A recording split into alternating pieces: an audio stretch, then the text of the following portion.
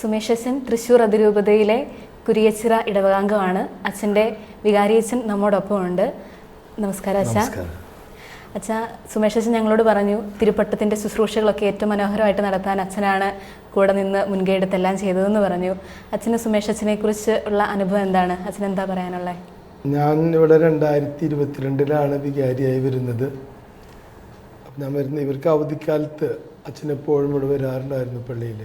മകൻ അച്ഛൻ അന്ന് തിയോളജി സെക്കൻഡ് ഇയർ പഠിക്കായിരുന്നു.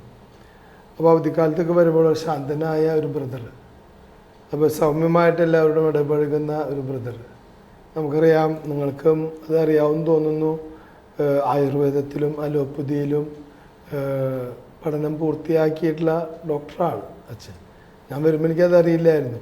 എന്നാലും വളരെ ശാന്തനായൊരു നിഷ്കളങ്കതയോടുകൂടി കടന്നു വന്നിരുന്ന ഒരു സുമേഷ് ബ്രദറിനെയാണ് എൻ്റെ ഓർമ്മയിലുള്ളത്. നമ്മൾ വളരെ തീക്ഷ്ണമായിട്ട് ഞങ്ങൾ ആഗ്രഹിച്ചതായിരുന്നു ഞങ്ങളുടെ ഇടവകപ്പള്ളിയിൽ തന്നെ അച്ഛൻ്റെ പൗരോഹിത്യ സ്വീകരണം നടത്തണം എന്നുള്ളത്. ഞങ്ങളുടെ പള്ളി ഒരു വർഷമായിട്ടൊരു റെനോവേഷൻ കാലഘട്ടത്തിലാണ്. തീർക്കാനൊക്കെ ഞങ്ങൾ പരിശ്രമിച്ചു, എന്നാലത് സാധിച്ചില്ല. എനിക്ക് തോന്നുന്നത് ദൈവത്തിൻ്റെ ഒരു പ്ലാനായിരിക്കണം. കാരണം സുമേഷ് അച്ഛൻ എപ്പോഴും പരിശുദ്ധ അമ്മയോട് വളരെ ഭക്തിയുള്ള ഒരു ബ്രദറായിരുന്നു.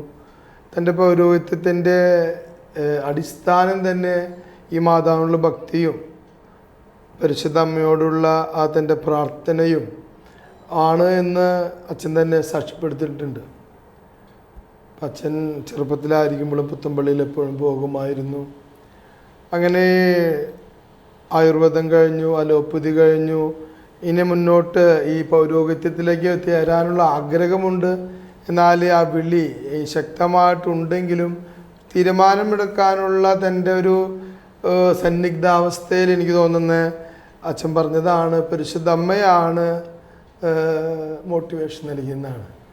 പിന്നെ അച്ഛൻ്റെ സഹോദരി അയർലൻഡിലാണ്.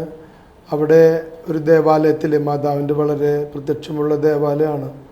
അവിടെ പ്രാർത്ഥിച്ചുകൊണ്ടിരിക്കുമ്പോഴാണ് ഈ വിളി ശക്തമായിട്ട് അനുഭവപ്പെടുകയും എന്നാൽ ഇത് സ്ഥിരീകരിക്കാനായിട്ട് ഒരു അടയാളം വേണമെന്ന് അച്ഛൻ വാശി പിടിച്ചു എന്ന് എനിക്ക് മനസ്സിലാക്കണം ദൈവത്തോട്. 10 വർഷങ്ങൾക്ക് മുമ്പ് കപ്പുച്ചൻ സഭയിലാണ് ഇവിടെ ഒരു തിരുപ്പട്ടം നടന്നത്, വിൽജോച്ചൻ. അതിനുശേഷം ഒരു 10 വർഷം കഴിഞ്ഞിട്ടാണ് ഇപ്രകാരം ഒരു വലിയ സൗഭാഗ്യം ഈ ഇടവകയ്ക്കുണ്ടാവുന്നത്. ഇടവക 1700ഓളം കുടുംബങ്ങളുള്ള വലിയ ഇടവകയാണ്. അപ്പോൾ അതിന് തന്നെ ഇത്രയും കുറവ് ദൈവവിളികളാണ് എന്ന് പറയുമ്പോൾ ചെറിയൊരു വിഷമമൊക്കെ ഉണ്ട്. നമുക്കറിയാം, ഈ കാലഘട്ടത്തിൻ്റെതായ അതിപ്രസരമൊക്കെ നമ്മുടെ യുവാക്കളിലും യുവതികളിലും ഒക്കെ ഉള്ളത് കൊണ്ടാണ് ഇങ്ങനെ സന്യാസ അല്ലെങ്കിൽ പൗരോഹിത്യ ജീവിതത്തിലൊക്കെ വിളികൾ കുറവായി വിടുന്നത്. ഞാൻ മനസ്സിലാക്കുക, ദൈവം വിളിക്കാതെയല്ല, ആ വിളിയോട് പ്രത്യുത്തരം നൽകാനായിട്ടുള്ള നമ്മുടെ ഒരു കുറവാണ് ഇതിന് കാരണം. കാരണം ഇന്നിപ്പോൾ നമുക്കറിയാം, ഈ വിളി കേൾക്കാനായിട്ട് ഞാൻ നേരത്തെ പറഞ്ഞ പോലെ സുമേഷ് ബ്രദർ ആ സെമിനാരിൽ ചേരുന്നതിന് മുമ്പ് തന്നെ ബ്രദറായി ആകാനായിട്ടുള്ള ആഗ്രഹം ഉണ്ടായിരുന്നു. പക്ഷെ തീരുമാനം എടുക്കാനായിട്ട് അതാണ് അവിടെ പരിശുദ്ധ അമ്മയുടെ മാധ്യസ്ഥം വഴി നടന്നത്. അപ്പോൾ അതുപോലെ തീരുമാനം എടുക്കാനായിട്ടൊരു ശാന്തമാകാനായിട്ടുള്ള അവസരങ്ങൾ ഇന്നത്തെ യുവതലമുറയ്ക്ക് ഉണ്ടാകുന്നില്ല.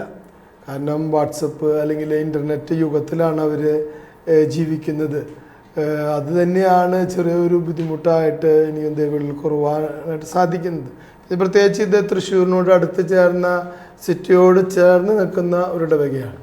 പിന്നെ കുറേ പേര് ഇവിടെ വന്നു പോകുന്നവരാണ്, കാരണം ജോലി സംബന്ധമായിട്ടും അങ്ങനെ ഒരു ഫ്ലോട്ടിൻ പോപ്പുലേഷൻ ഉള്ള ഒരു ഇടവകയാണ്. പിന്നെ എന്നാലും ഇവിടെയുള്ള വിദ്യാഭ്യാസ സ്ഥാപനങ്ങൾ നമ്മുടെ സെൻറ്റ് ജോസഫ്, അതുപോലെ പോപ്പ് ജോൺ, സെൻറ്റ് പോൾസ്, ഇതൊക്കെ നമ്മുടെ അച്ഛന്മാരുടെയും അവരുടെയൊക്കെ അവിടെ നിന്നൊക്കെ ദൈവവിളികൾ വരുന്നുണ്ട്.